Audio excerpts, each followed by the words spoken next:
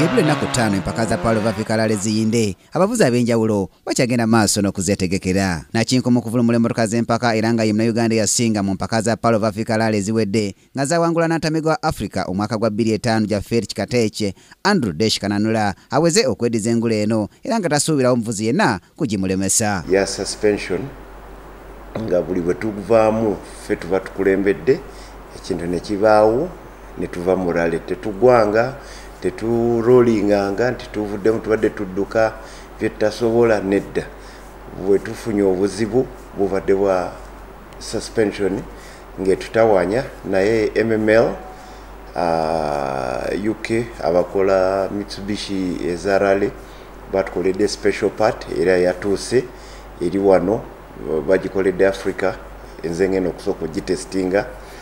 pate yatuse ggulo ng'ogyeko jasimanga ati atagenda kwetaba mu mpaka zino oluvannyuma lw'okuziwaayo avuganye muze Tanzania z'ataamalako Kananula agamba nti talina muvuzi mulala yenna gw'atya era aluubira buwanguzi bwokka mu mpaka za Pearl of Africa Rally. Mangati aludde ng'avuga myaka mingi bali myaka 15 ziri mwaka gwa 2 just Mangati gwenda bonga driver mpa challenge naye ati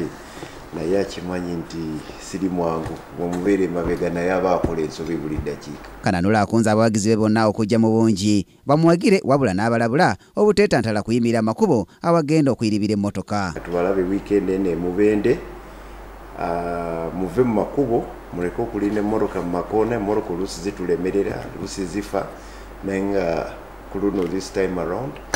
tujja kubeera ba champions. Empaka za Pearl of Africa Rally za kuyinda weekend eno okuva nga 16 ebusiika oluvannyuma zikomekerezebwe nga 17 mu bitundu by'e Mubende. Abavuzi abawera ddala 52 be bamaze okwewandiisa era ng'okwekebejja emmotoka kwa kubeerawo ku Lwokuna lwa Ssabbiiti eno e Kololo. Ku Ra Kingdom TV amalindi ag'ebyemizannyo Brian Katende.